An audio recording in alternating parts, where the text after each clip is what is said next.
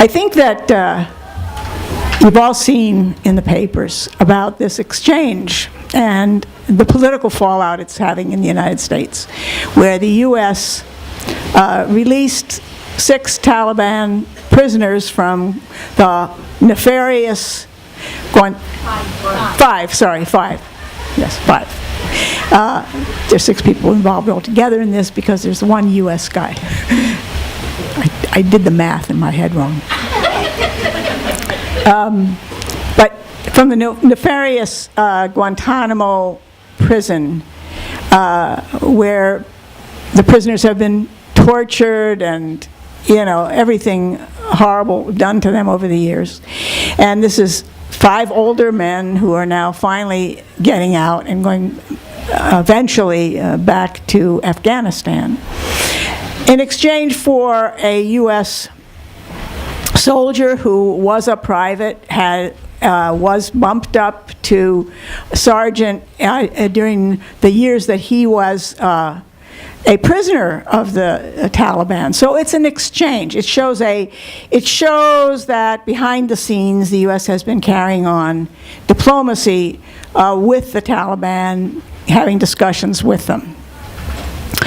The way that is handled in the imperialist media is more or less a partisan struggle between the factional struggle, you could say, between different political elements in the United States, with the Republicans wanting to use it to attack Obama, and the Democrats defending it. But what I want to talk about is really what lies behind all this, and in a sense why the Republicans are so angry, so riled up, or want to try to rile up the people over this issue. So we need to go back a little bit, actually to about 35 years ago, because 35 years ago was the first time that the U.S. became involved in Afghanistan, 1979, before the Soviet Union did, which they always have, put it the other way, like, oh, they went in to help the Afghanistans against the Soviet Union, but they went in first. And they went in because in '78 there was a revolution, a real revolution in Afghanistan. And the old regime, which was quite reactionary and was being pulled further to the right by the U.S., which was looking for a country to replace Iran as a listening post close to the Soviet Union. They wanted to have an air base there.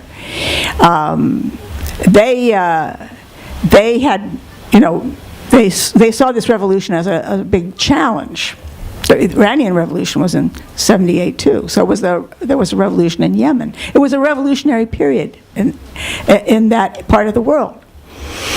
So think of it though, they went in, they spent billions, of course, on helping to create an army against the Soviet Union and against the revolution, to pull down the revolution.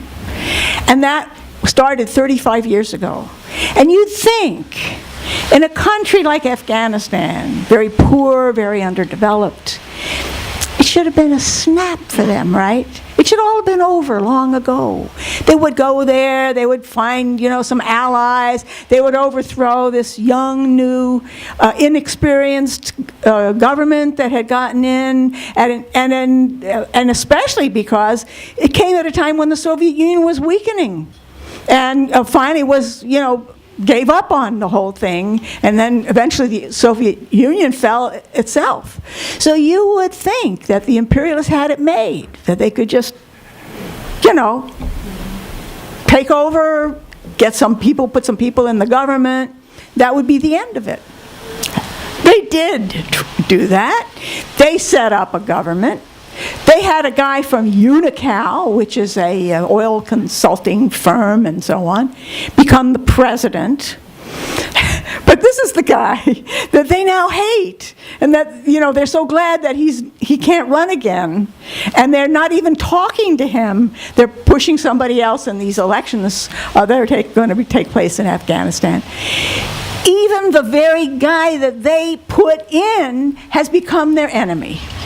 So when we talk about, you know, the relations between the US, Taliban, and so on, you have to look on it really from the point of view that with all their firepower, all the destructive capability, politically, the role of US imperialism is weakening in the world. And this is a glimpse of that in this one little incident. That's really what I want to kind of draw out, you know.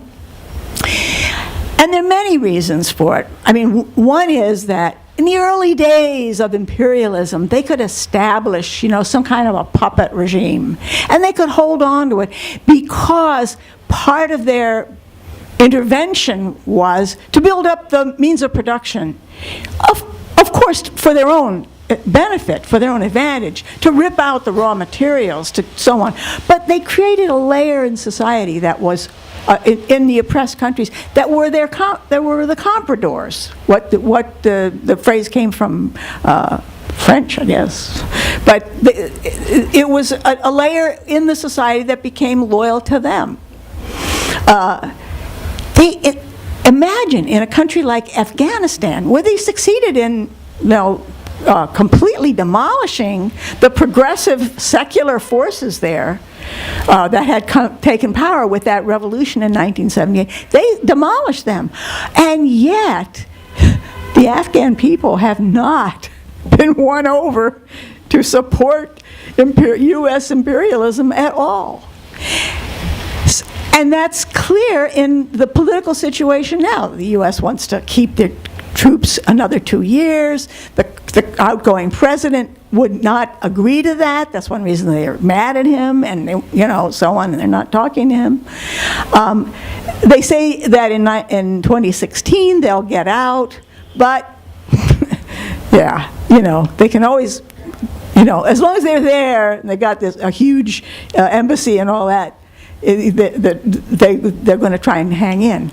But meanwhile, they have this soldier, and how do we see him? Well, we don't know what he's going to say when he finally has a chance to say something. They've been holding him completely incommunicado since he was released by the Taliban. He was, you know, somewhere in Europe, I think. Now he's, I believe, has been transferred back here. But he's being, you know the old expression, brainwashed? Well, he's being told what he can say and what he can't say. And they're telling him that he's nutty, you know, because he it seems, walked away from that base. And maybe he had, you know, reasons. But again, let's go deeper, you know.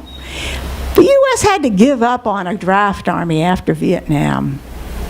The vulnerability of an army that relied on young people being press-ganged into it, young students, young workers, young people, you know, just pulled into the army against their will. Because the resistance was so strong in Vietnam, and politically Vietnam was, you know, it was a communist country, the North Vietnam, and the movement in the South was a communist movement, and it had the support of the people, and it had a clear program. That's not the case in Afghanistan right now. But that influenced a lot of the soldiers. Plus, the Vietnam War came at a time of the great civil rights and black liberation struggles, and the struggle of other oppressed peoples inside the United States, which was felt inside the military. So after that experience, which turned out to be really a debacle for the U.S., that picture of them hanging on the, you know, the skids of the helicopter leaving Saigon will never be forgotten, you know. They had to go back to the drawing board completely, come up with the idea of a professional army and all that. So that's what they've been doing for years now in the Middle East, is with this professional army, trying to subdue Iraq, Afghanistan, through proxies that they've developed, other countries like Syria, Libya, all of that. And the situation just keeps heating up. And I don't want to go into a lot of that because I know that, Comrade Sarah's going to talk about it. But what's happening with the political struggle here is we must be seeing it against that backdrop. So I just wanted to put it into that context, we don't, this incident in and of itself can be forgotten in a while, the factional struggle between the Democrats and Republicans can go on to something else. But what isn't going to go away is that at least one very politically powerful section of the ruling class cannot reconcile themselves to the idea that they can't just go and take over countries around the world. And they're pissed off about it. They want to blame Obama for not being tough enough. They want to, but especially, around this idea of a prisoner exchange and getting somebody who's been the only U.S. prisoner of war in this period, getting him free, for them to be making such an issue out of this. I don't know how this is playing out, and I wish I'd had some time, to go on to websites where people in the military talk about this stuff. But I can imagine that for a lot of them, they're saying, what? You want to attack us after everything we've been through for you? In other words, it's deepening, I believe, the disaffection among the troops, even these troops who went in so-called voluntarily. Now, of course, a lot go in because of poverty and lack of jobs. We all know that. But the very fact that you signed up and weren't forced in, it can make you feel like, oh, you made a mistake, it's your fault, what happened to you. Whereas a draftee doesn't have that weight on their shoulders. They know they were forced in, But even these soldiers. So all the fiery, pro-war talk in the Congress and all that will only go so far. Where are they going to get the boots on the ground? And that's what the Pentagon is really worrying about right now. And they love the drones because they don't have to put the boots on the ground. But you can't hold a government together with drones. You cannot prevail in the long run unless you occupy a country. And this incident with this prisoner exchange, I think, shows us their Achilles heel.